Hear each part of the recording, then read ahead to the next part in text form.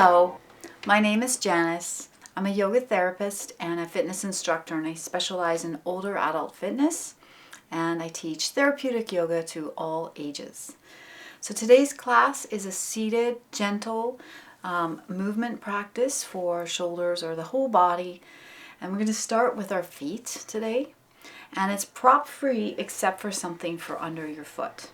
So if you decide you don't want to use the ball or you don't have anything today, you might just watch this part. But it's really helpful for our practice, even seated, to have some awareness in the foot and also start to nourish those connective tissues at the bottom of the foot. So I'm going to use a fascia ball, which is a ball with some little bits on the side. Sometimes you'll see them and they look spiky on the sides of it. But you could use a squash ball, something really soft, a dryer ball, which looks similar to this, but it would be much softer. This is pretty hard. You could use a rolling pin, which is great. Sometimes I use a dowel, which is just a fancy word for a stick. So it could be really anything. You can get pretty creative with what you use. If you've had an injury in the bottom of the foot, then I would encourage you to do something really gentle, like a squash ball, or just move it lightly on something and try not to put too much pressure on it. Similar as if you have some neuropathy or some loss of feeling in the feet. To just be gentle with your feet. And we'll start with the foot. So I'm going to put my ball on the ground. I like to come a little bit forward in my chair so I can control the amount of tension I place in that foot today. And we'll just start with a little bit of movement forward and back, whatever is available. That's all that's required. And then also a good little tip to keep in mind in this class today, we're working with pain-free range of motion. Now, it might not be sensation-free. There might be some awareness of stiffness or some stickiness or a little bit of achiness, maybe if you had an old injury or arthritis. But sharp pain, numbness, tingling, anything like that, just note that, back off, try a smaller range of motion. If it still isn't feeling well for you today, maybe you observe and you leave it out.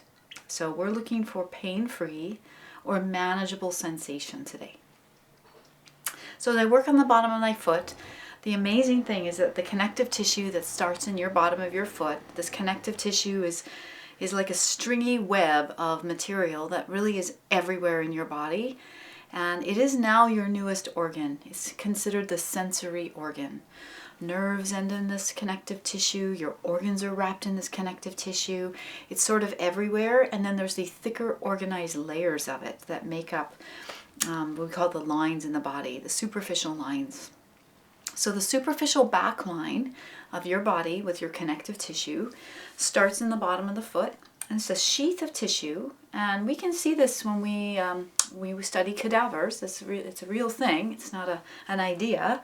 It's pretty fascinating. It starts on the bottom of the foot. This sheath runs all the way up the back of the legs, back of the knees, back of the thighs, all the way up the back body, back of the neck, back of the head, and the back line ends under your eyebrows. So when we're working our foot, we start to gently encourage some mobility and flexibility and hydration in the connective tissue that starts in the foot and ends under your eyebrows. This would include the calf muscle, the Achilles, the hamstrings, all of the muscles of your back, of your legs can be nourished by working on the foot. And so as we move through the foot here, we'll just take our attention to the foot, seeing how it's feeling. And I'm going to find a spot somewhere where I could let that ball or that item rest for a moment. So for me, it's going to be somewhere in the arch of the foot. And this already might be enough pressure for you today, and you might just take some breaths here with that ball under the foot. Or you might decide to add a little extra pressure by hinging at the hip crease to come a little bit forward. And I'm going to use a cleansing breath for that. So it's just a breath in the nose, out the mouth, with maybe a little soft sigh. So hands are on the thighs, and sit up tall and take a big breath in. On the exhales, you hinge forward a little bit. You might sense a little extra pressure in the foot. You might even sense a stretch in your back as we hinge forward. And then in your time, pressing gently into the thigh bones as you slowly rise. Try it one more time. Exhaling forward. Taking one more breath here.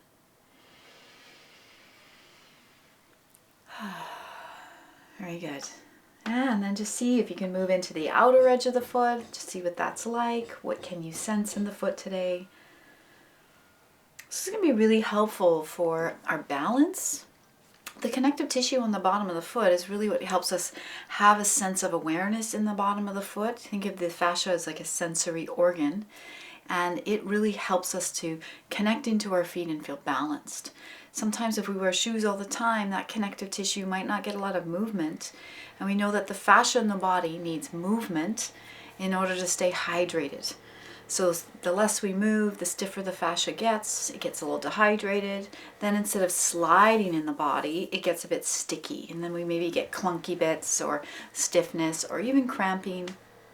So this can certainly help with all of that, as long as it's gentle and manageable for you. And then when you finish that foot, I'm going to place it down. And my feet always look slightly different colors after I do that, even for a few minutes. And I'm going to move on over to the other foot. And so, just starting with some little bit of movement in that foot. Squash balls are great. If you've ever seen a squash ball, they're really small and they're really squishy.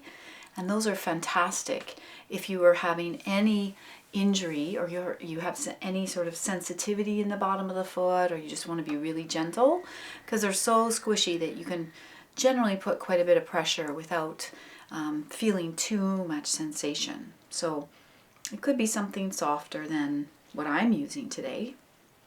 So I'm just going to find a spot now. For me, I'm going to look for the arch of the foot and see if that feels like an okay place to keep my ball.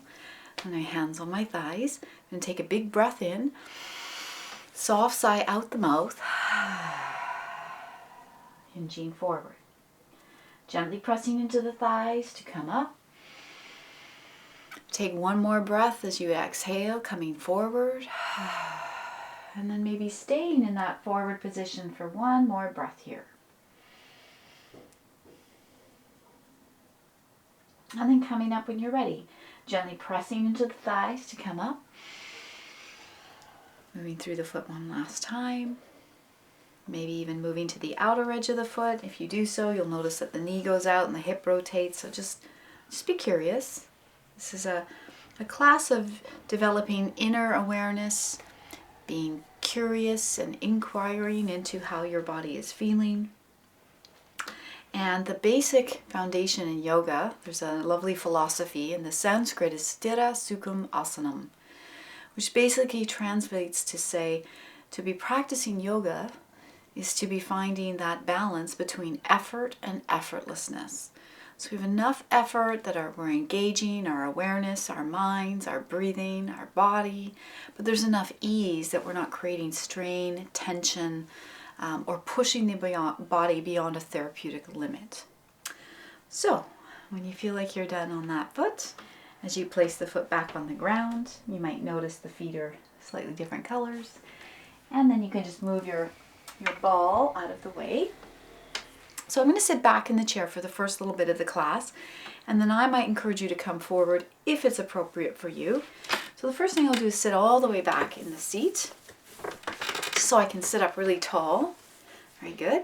And let's just work with activation, relaxation for our shoulders. So the activation of the muscles, we're going to bring the shoulders up to the ears. And on the relaxation, I'm going to encourage you to relax them down. Just like that. And just see if you can try that 2 more times. Think of inhaling, tension up. Exhale, relaxing the shoulders. That's it. Maybe 1 more of those. Inhale, tension or activation. And exhale, relaxation. Very good. And it's this fascia in the body that allows the shoulder to slide. It's allowing the muscles to slide by each other. All the organs have little bits of fascia around them so that they can kind of be separated yet connected to each other via fascia. So we know a lot more about connective tissue now than we even did 10 years ago. And that's why it's been elevated to be considered an organ. It's that important in our bodies. And so nourishing the connective tissue can help us with maintaining our range of motion, but it can also help us deal with the after effects of an injury. So, fascia's first role is to protect.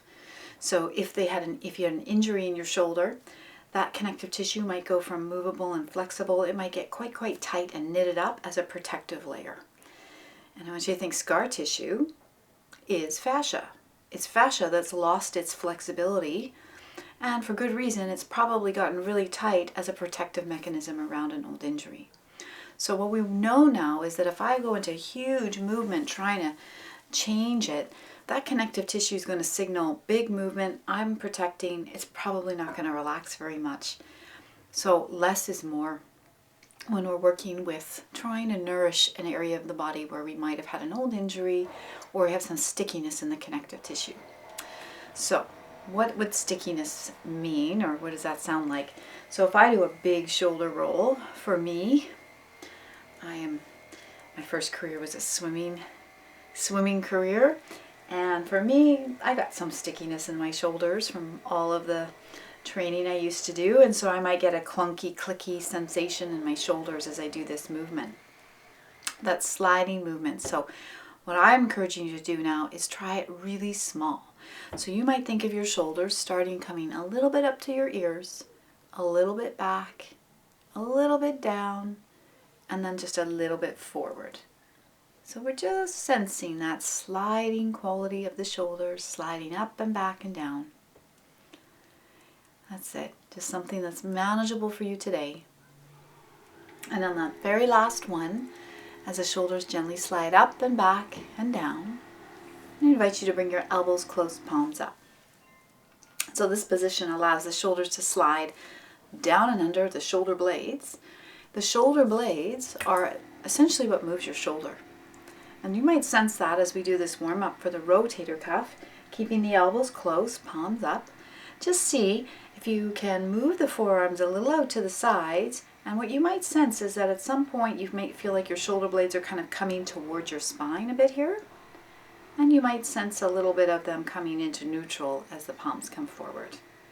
Similarly, as your palms come towards each other and the elbows go out, you might feel like your shoulder blades move out, and really it is the shoulder blade that moves the shoulder. I just want you to notice that today. And just picking up the things that resonate with you. If I mention something and you're like, I have no idea what she says or it means by that, just really yoga is a practice of experiential movement. All right, so that's a little rotator cuff movement. Another way the rotator cuff moves is bringing the arms out to the side this way. So you might have your palms face each other and then just see where the elbows go with comfort, just like little bird wings. For some people, the arms might come right up to the sides. That's it. And now I'm going to invite my arms to go out to the sides wherever they're comfortable, wherever I can sense that my shoulders have not lifted up towards my ears. Okay?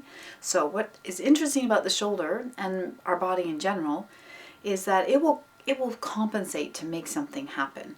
So if I had an old injury and I took my shoulder to here and it didn't want to go any further, if I tried to go further, usually what happens is the trapezius here will come up to lift the shoulder. And so I just want you to see where you take the arms, where it's comfortable for you. And then we'll just do a rotation this way. So you can just see what's available here. Think palms facing the ground, palms face forward, palms face the ground, palms face forward. That's it. Let's try one more of those. Palms face the ground, palms face forward. Very good. And now we'll gently bring the palms towards each other, chin to the chest, so you'll have a little stretch in the back of the neck. And then as the palms go out to the sides, sitting up nice and tall, just like that. So let's try that one or two more times. Palms together, chin to the chest, palms opening. That's it. One last time. A little upper back movement here. And looking forward. Very good. Yeah, and then let's go back through that movement. So from here, palms facing forward, thumb face the ground. Let the elbows gather and the arms relax. Very good. So we're sitting at the back of the chair so we can warm up knees and ankles. So now let's just take one foot and maybe you lift the foot a little bit off the ground and just do a little bit of movement in your ankle if it's available to you. Yeah, so just see what's available. A little pointing and flexing perhaps, something gentle.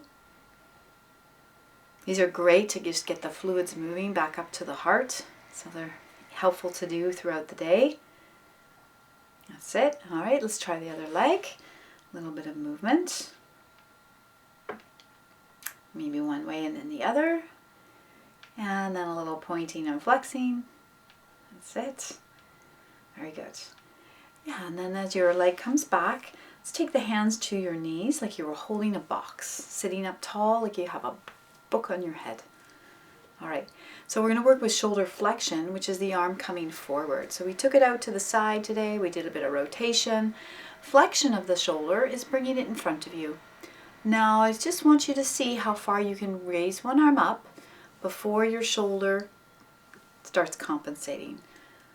So it doesn't have to go that far. Just see where the arm goes with a manageable amount of sensation where you can keep your shoulder nice and relaxed so your shoulder stays down away from your ear. That's it. Try one more time on the other side. And then last time on the other side. Very good. Okay, so now I'm going to warm up the knee, and then we'll put those shoulder and knee movements together in our first neuro fitness exercise, or a way to challenge the right brain and the left brain to do different things at the same time. So I'm going to take one leg and I'm just going to see how far I can extend the leg out with comfort. Maybe it can be fully extended, and that's a great way to activate that quadricep muscle that's just above your knee. And try the other leg. If a full extension is not for you today, then find a range of motion that's manageable. Okay, one more time. That's it. Last time on the other side. Very good. Okay, good.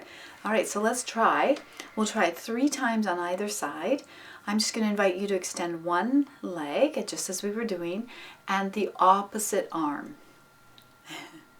Sometimes it's more challenging than we first think. So think inhale, one arm and the opposite leg. That's it. Let's do 2 more times on either side. Think of breathing in as you extend the arm and the leg. That's it. Breathing in and out. I'm going to do one more on either side. Breathing in, leg extends, arm extends, where it goes for you. That's it. Last time. Very good. Very good. All right. One last way the shoulder can move is this action of moving out to the side. So we're taking the arm out to the side, and this one is sort of like eagle wings. So here's your long eagle wings. You might be a big eagle, you might be a baby eagle. Depends on your shoulder. So let's just let the arms float out to the sides. Fingers are down on the way up when the arms are rising up. Fingers are up on the way down, and that way we start to stretch those ligament lines in the hands. Okay, so a range of motion that works for you. Some people's arms might go higher. Your bird wings might be quite small. Now we'll extend one leg and down, and then the other leg. Sitting up as tall as you can. We're using all of our spinal muscles to do that. Very good. One more time on either side. Last one. Very good. And then take a moment to relax here. Maybe that activation of the shoulders up, and a relaxation as the shoulders relax. Very good. So we're going to move into our hips now. And so if you're at the back of the chair, and it feels comfortable for you, our first hip movement is going to be scooching, which is a real verb in my opinion. Scooching one hip at a time, if you can, just so we can come a little bit forward in the chair. Now, I'm just going to show you from the side some little tips here. My chair is wood, it's not that comfortable, so I have a blanket on my chair. Now, if I was to put that blanket right at the end, flush with the edge of the chair, sometimes when people sit, their pelvis tucks under, just maybe from years of sitting, and just see that curve that I'm supposed to have in my spine just is not there if I'm slouching. And sometimes it's really hard to start retraining those muscles if we've been slouching for years, or we've been sort of fighting gravity for a couple of years. So sometimes what's helpful just to get the pelvis in its natural position, which is slightly tilted forward. What you might want to do is put something just under the sit bones. So you can see my sit bones will be on the blanket, and then there's a little bit of space here, and that will allow for my pelvis to slightly tilt forward, and then it's a little bit easier for me to sit up tall. And so just notice that could be something you're curious about. And then we're going to work with sitting tall, sitting small, which is gentle flexion extension of the spine. So it's sort of a seated version of cat-cow. But cat-cow can be a very large range of motion for the spine, and you might have a spinal injury. So we want to start with micro movements, and we're really just working with functional movement of the spine. We're not forcing the spine into very large movements. So if you were sitting a little bit at the edge of the chair, something comfortable, you might put that little something under the hips if that's comfortable for you. I have my ankle, my heel sort of under the knee to give me some support. And I'm going to start here. And the arms are just going to slide a little if it's available to you up and down the legs here. So let's just see, if you slide your hands towards your knees, I want you to just kind of slouch like you're tired. Chin to the chest. So you can sense that the chin comes in, the back rounds, and there's that spinal curve kind of goes away. And then as I take a breath in, I'm going to think of sitting up tall. So I'm going to lengthen, sitting up tall, sliding the hands towards my hips like I have a book on my head. And then sitting small, just something that's comfortable for you, hands sliding towards the knees, chin could come towards the chest a little bit. And then sliding the hands towards the hips, sitting up nice and tall. So see if you can do 2 or 3 more of those. Sliding the hands towards the knees. Take a breath in, sitting up nice and tall. What you might notice is that there really is a bit of movement in the pelvis as you do this. As the hands slide forward and the upper back rounds, the pelvis kind of tucks under a bit. We ended up on the back of the sit bones. And as I slide my hands towards my hips and sit up tall, the pelvis slightly tilts forward and there's that little bit of a curve in the spine. So let's try 1 more of those. Very good. Okay, so we're going to attempt now to sit up nice and tall. Now after a few minutes of doing this, the sensation that sometimes people will get is some fatigue in the back muscles, the multifidus, or their little back muscles that help us sit up tall. And sometimes we end up slouching. So a nice back stretch, and a different way that you can move here is if we hinge from the hip or the pelvis, tilting forward and back. And I'll just show you one time that when I'm hinging, if I'm hinging forward like a rocking chair, you can see that my spine really doesn't change positions as I do this movement. Unlike when we were doing the sitting tall, sitting small, where the spine was in flexion and extension. So this is a really nice way to release the spine and get a little awareness of how the pelvis moves. It's kind of hinging forward, neutral, and back. So I call this one the rocking chair. I'm going to show you from the side here. I'm going to use my hands on my thigh bones because this is the biggest, strongest bone in your body. Avoid the knee joint. You can press gently into those thigh bones with your hands as you sit up tall, taking a breath in. On the exhale, gently hinging forward and then lifting the heels a little bit. So you get a little stretch in your lower back. If the heels lift, it's a little extra stretch. That's optional. And I'm going to press into the thigh bones to come up. And as the heels come down, I'm going to lean a little bit back. I encourage you to look straight ahead. Sometimes our neck wants to get involved and look at the ceiling. So I'm going to encourage you to look ahead. And this is a bit of a core exercise as you rock back. So sitting up Hinging forward, maybe the heels lifting if that feels all right for you. Coming up, heels come down, and leaning back. That's it. Very good. And the breathing sequence is just a suggestion, as long as you're taking deep breaths whenever you just notice. Sometimes we just forget to breathe sometimes. So just see if you can find an even, steady breath in and out. Very good. Okay. Good. This last time forward, as you come up to your first position, we're going to go into the next way your spine moves, and that would be a little twist.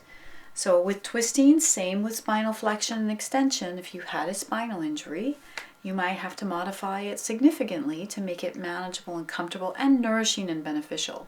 So large movements aren't always great, and you will kind of know with your sensation, or if you've had an old injury, you might have had a doctor or somebody guide you into what is right for you.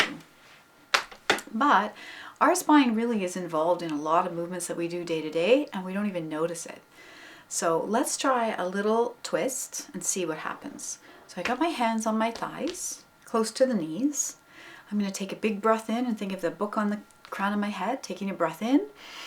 On the exhale, I'm going to let one hand slide towards my hip as I look over that shoulder, like a shoulder check in the car. I'm not forcing any movement beyond what's comfortable.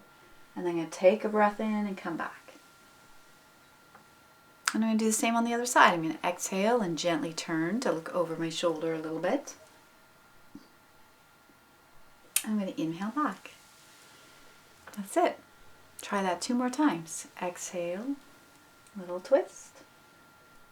Inhale, come back to center. Exhale, little gentle twist.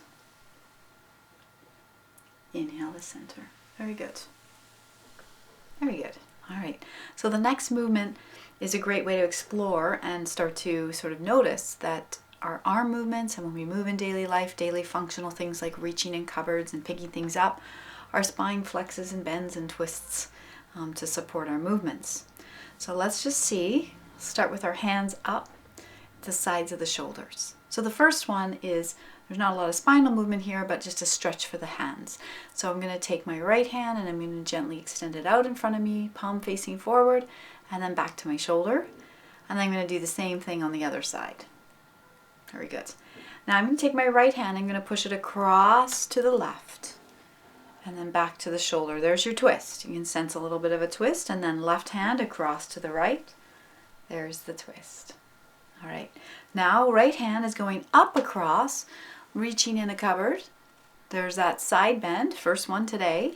See what your shoulder wants to do. It might not go this far, reaching up across. Very good. Yeah, and now we're going to take the right hand down across to the left, a little bit of upper back slouching. I'm going to do the same thing with the other side, down across. Very good. That's it. And that really is all the ways your spine moves. A little twisting as we reached across, a little bit of a side bend as you reach up across, and a little bit of a flexion and a bit of a twist as you reach down across. Okay. All right, so now we're going to go back to our hips and we're going to find a comfortable wider angle. Should this work for you? So I find sitting forward in the chair is helpful because the leg moves a little easier. But if sitting at the back of the chair is more beneficial for you, of course you can do that. The leg is not going to move as easy. That's all. So as I'm sitting tall here, first thing I want you to do is imagine on the outside of your right foot there's a book. There's a little hard-covered book. And we're going to see if it's right for you and your hip today, if you can step over that imaginary item. Up and over. Yeah.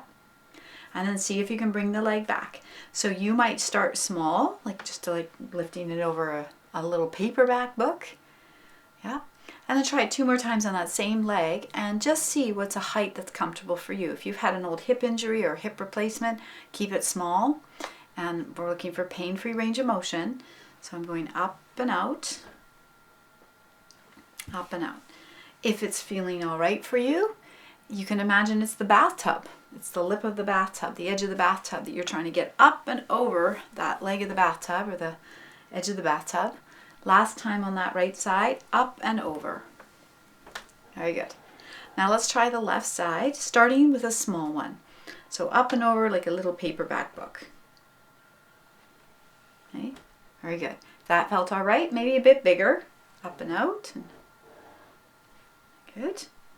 And then the last one, maybe it's the bathtub.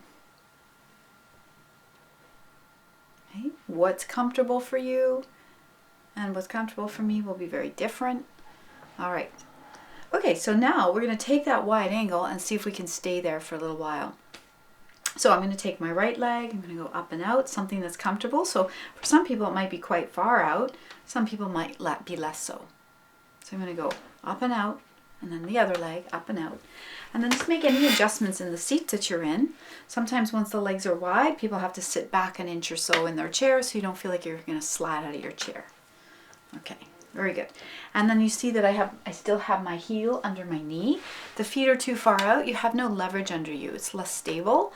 And if the knees or the heels are too close, it's a little overflexion. And again, we don't have a lot of stability in the feet. But if my heels are right under my knees, you might be able to think of pressing down through the heels to sit up nice and tall. And then before we go anywhere, let's try that tension or activation, relaxation, or tension, and then release. So inhale the shoulders up, and exhale, letting them relax. That's it. All right, so here we are in our wide angle. We're going to start with exploring weight shifting or rocking side to side. So I just want you to see if you can shift your weight over to the right side of the hip and the sit bone, and then back to center, and then over to the left sit bone. To see that action. Even seated, we can help start to develop some deeper awareness of our balance by working with weight shifting exercises. If we're seated, we work with weight shifting from one hip to the other, and if we're standing, we'd be shifting weight from one foot to the other. So mainly your body weight right now is in the sit bones. That's it. Very good. Okay. Now as you come back to your center, now one quick thing to be mindful of here is if this leg position feels too wide, you can just walk them in a bit. This might be your wide angle that you're comfortable with. And for other people, it might be wider. Sometimes this is not flexibility. This is just your anatomy. How you uniquely sit with your hip in the socket might depend on what's a comfortable angle for you. It might look like this. It might look wider. Okay, so make sure it's comfortable. That's the first thing. Okay. All right. So we're going to do a little posture exercise. And this is another interesting thing to note is that the hand determines the position of the shoulder. So if I had my fingertips pointing to my knees, as soon as I point the fingers to the ground, do you notice that my elbows went out to the sides and my shoulders slightly inwardly rotated? So just see if that feels all right for you. Okay. Okay, good. So if it's comfortable, fingers are pointing to the ground. As you sit up tall, I'm just going to let my upper back round forward a little bit, chin towards my chest, the elbows bend. And then as I gently press into the thighs, I'm going to sit up tall, and I'm going to rotate those thumbs back towards the back wall. So this is a posture exercise. Very good. Then I'm going to let those hands float back to my thighs, fingers towards the ground. Elbows bend, a little bit of a sort of hunching forward, pressing into the thigh bones, sitting up tall, rotating the thumbs back. So I encourage you to try 2 more of those at your own pace. You can do them faster or slower. You could go a little further down, maybe not, pressing into the thighs, sitting up nice and tall. I'm going to do 1 more. You also are more than welcome to take a break. Maybe you do 2 and that's enough for you. That's it. Good. Once the arms are here and they're out to the side, that's it. Place the hands back on the thighs. All right. So let's just see if we shift our weight a little bit over to that right sit bone. You might be able to put your right forearm on your thigh or your right hand, so you're slightly leaning over to the right. And then we'll take the left arm out to the side and just see if you can follow it up towards the ceiling. It might not get that far. So we're getting a side stretch. I'm going to take a breath in and reach up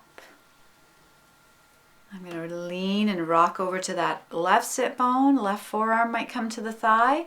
Right arm extends. I'm going to follow the right arm and see where it goes comfortably for me. I'm going to reach up. I'm going to try it one more time. Shifting over, following the arm, reaching up. It's great for opening up the rib cage and the side body. Good. Sitting up, leaning over a little bit to that other side, following the arm. That's it. Oh, that was the last one. Very good. And that was a side bend. All right, as you come back, a little shoulder roll. Let's do a little shoulder shrug. Very good. All right, good. From this position, we're going to take our hands up. We're going to do a nice stretch for these back muscles called the QL, quadratus lumborum. They essentially attach on either side of the pelvis to the rib cage. And you might have already done this today when you put your socks on. So I call it the pull up your socks stretch. And so you might just gently turn to face one leg. Again, I'm just seeing how I can turn with comfort, with no force. And then the hands will rest on the thigh. I'm going to think of lengthening through the crown of the head. And I'm going to go slowly down the leg, only as far as you feel comfortable, keeping the head in line with your shoulders so the head's not dropping down and up. That'll prevent dizziness or increasing the pressure in the head. So I'm sliding down the leg and slowly back up. I'm going to do it one more time. So do 3 on either side. Sliding down and slowly up. That's it. Very good. Yeah, and then as you come back to center, I like to bring the hands up and just see how much I can gently turn without any force, without using my hands. And then the hands are resting on the thigh. And then just see, lengthening through the crown of the head, keeping the head in line with your shoulders and your neck. Just go slow. That's it. 2 more times on the same leg. You might feel that stretch on that opposite side. But where you feel something might be unique to you. You know, there's only so many places we can be aware of at one time. So, and that might shift and change as you do these practices. Your awareness and your sensations might change. That's it. So as you come back to your first position. All right, so let's bring the legs back. And so I'm going to bring my right leg. I'm going to go up and in. Left leg, up and in. Here we are. We're back where we started. Very good. Little shoulder roll up, back, and down. And let's try one of those tension releases for the shoulders once again. Very good. All right. So I wanted to really focus on the shoulder today. It's such an interesting joint. It has the most mobility out of all of our joints except our neck. And there's lots of attachments, little ligaments and muscles crossing over. It's very complex. And so that's why sometimes things can pinch and things can get uncomfortable for people. And so I encourage you, if there's any sensation of discomfort, to back off. Something we can do before we begin is just that little bit of traction for the shoulder. Traction is about creating space around a joint. So hips, back, and shoulders. So for today, we're just going to see if we place the hands on the thighs. I'm going to hinge forward. And once I'm in a comfortable sort of forward position, I'm just going to see if I can let one arm hang down. You might even let it just hang passively, and then you might add some movement here. And your arm was just designed to do this. It was designed to hang off your shoulder. So watch out for the leg of your chair. You can do a little swinging. You might even do a little bit of a pendulum motion just to see both directions how that feels. And then the last way you might move that arm here is just turning the hand as if you were opening and closing a door. And that's a totally different movement, you might notice. And so in your time when you're ready, placing that hand back on the thigh for support, let the other arm hang down. Maybe you just let it passively swing for a moment. You might let it come to stillness and try to do like a circular pendulum motion. You could do the other direction. And then once the arm is still, you might just turn the wrist and notice if you sense the elbow, the forearm, everything gets involved in this rotation. And then in your time, both hands back on the thighs, gently pressing into the thighs to come up. That's it. A little shoulder roll, and then a little shoulder shrug. Very good. All right. So let's take our hands back to, or elbows back to our sides, palms facing up. I'm just going to invite you to take hold of opposite elbows or forearms or wherever you can reach. Okay. So let's just see. We're just going to move the arms a little side to side. We're going to start small, so we're going to do some circles. So it's as if you were drawing circles with your elbows, little ones at first. And then use your awareness, your sensations, and your curiosity to see about making a larger movement within a range of motion that's manageable.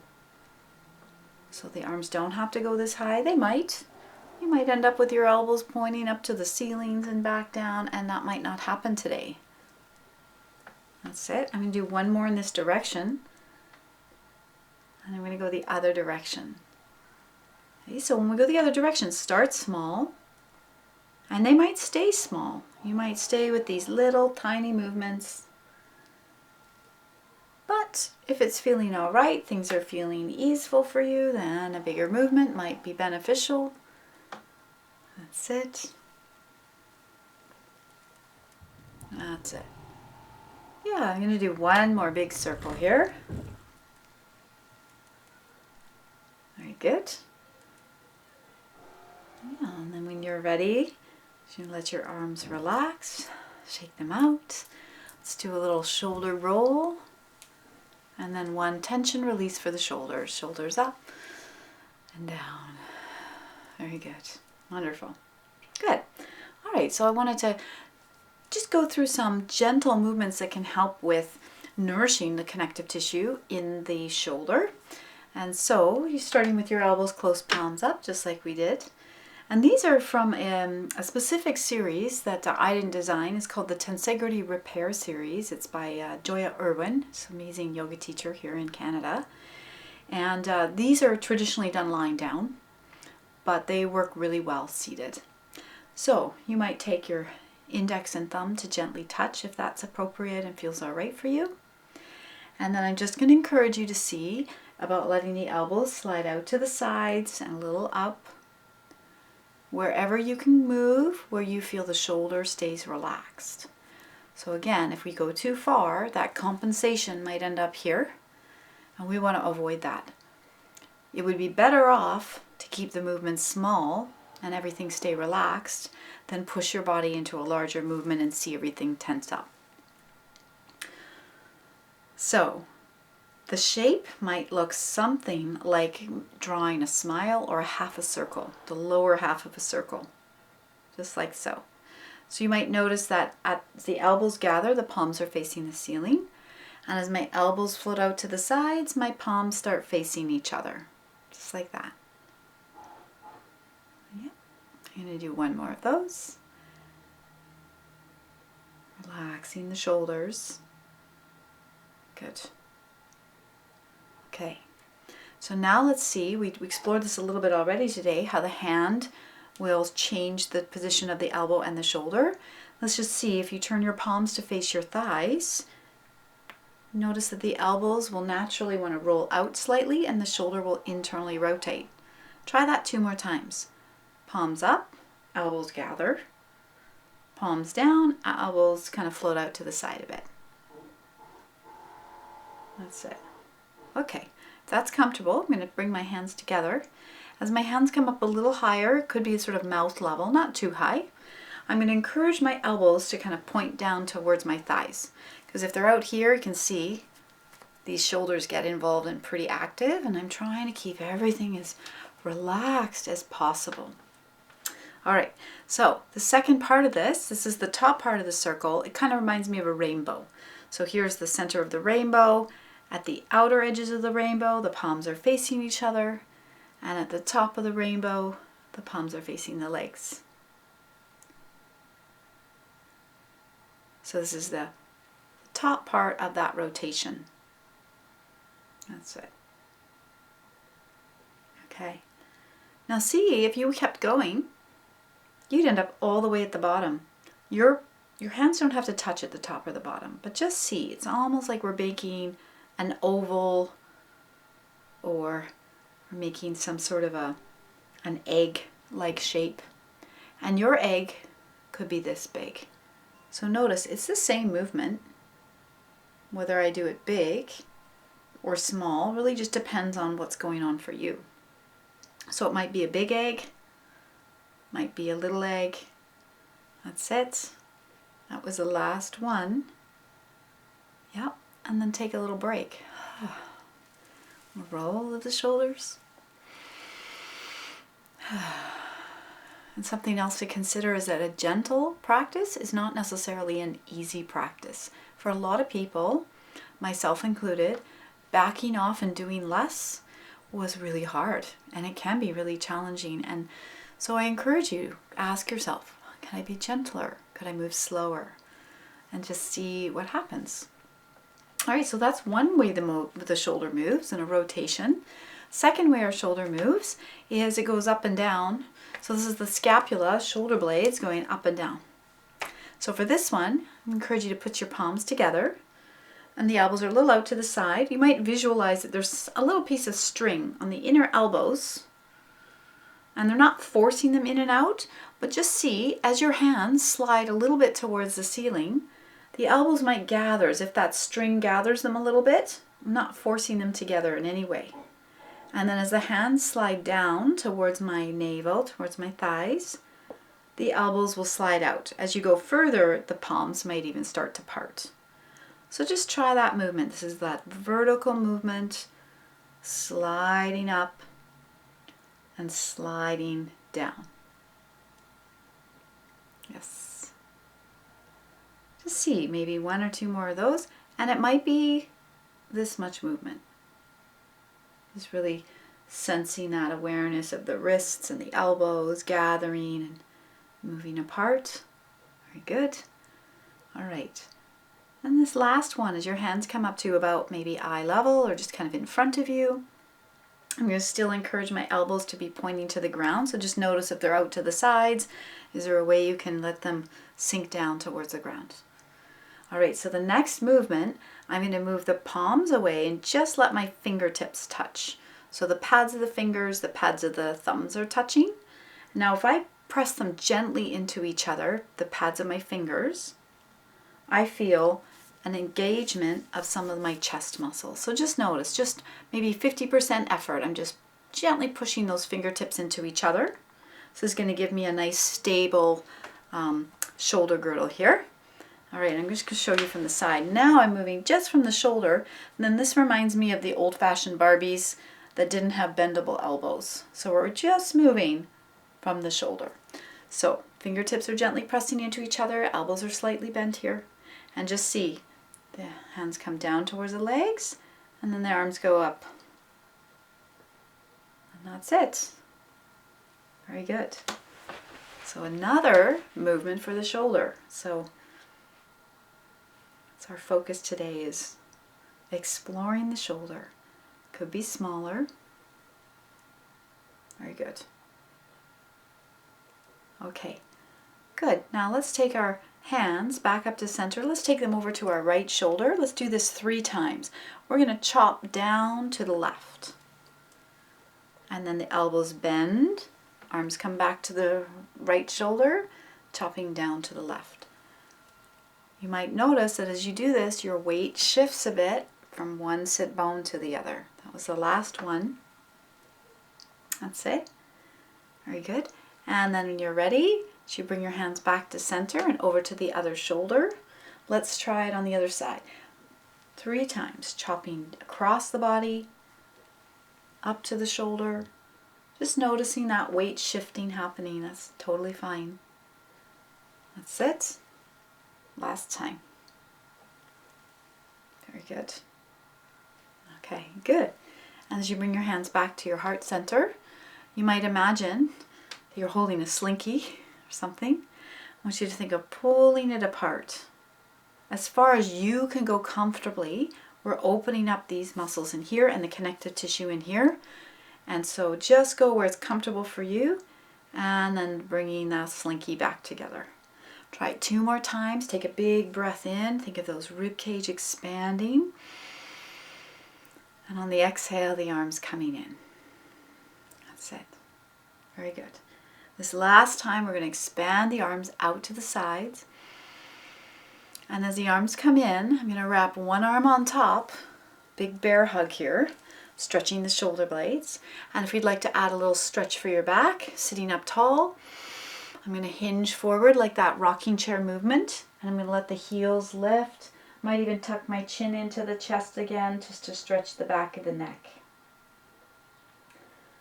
Yeah, when you're ready to come up, take a big breath in as you come up.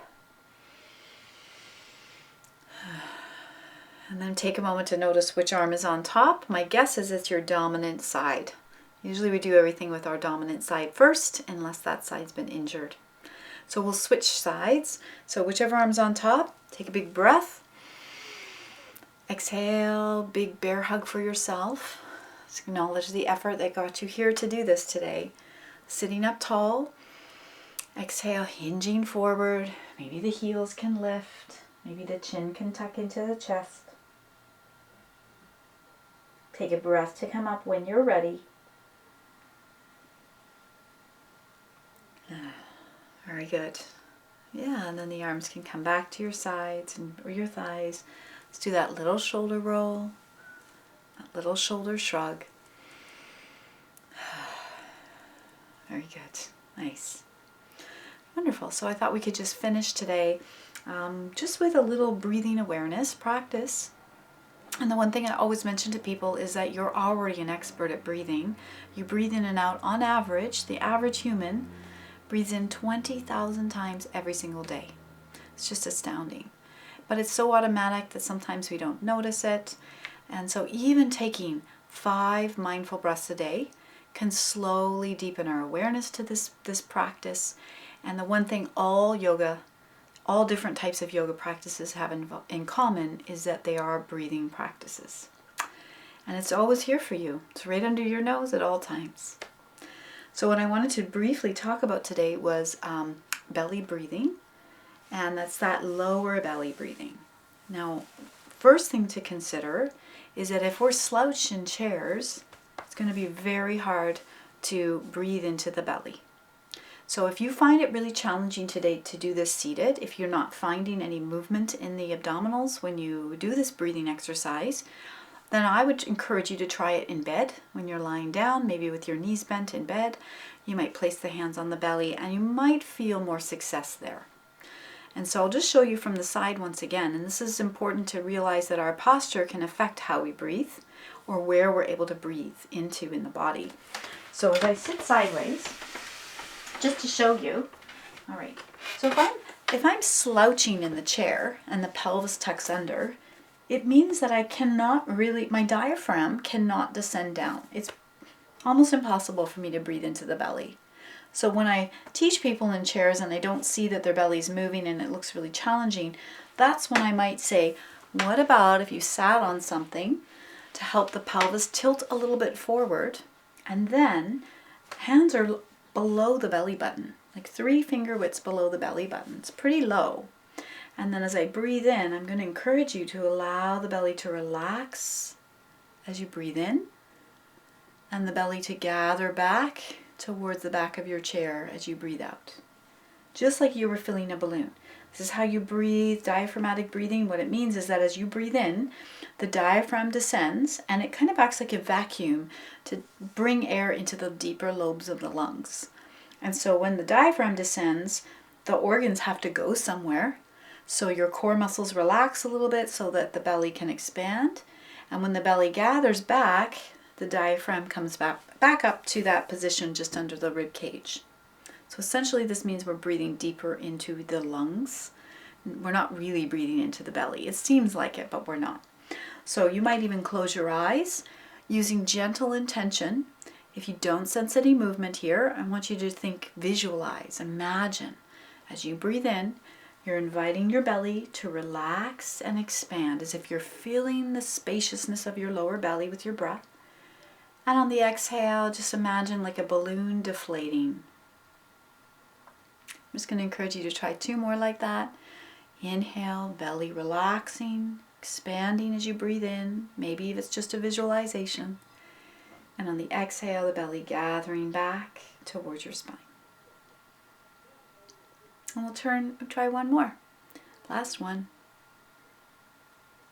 Belly expanding, belly gathering.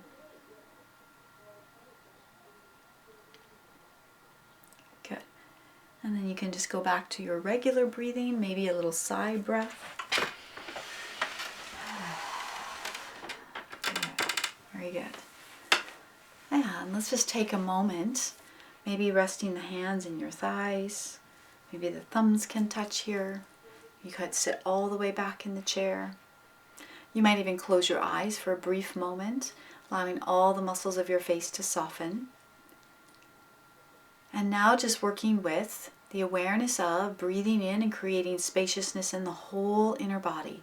So drinking the breath in. And on the exhale through the mouth or the nose, whatever's comfortable for you. Every exhale is an opportunity to relax a little bit more. Encouraging the jaw and the face muscles to soften. Just try 1 or 2 more breaths just like that.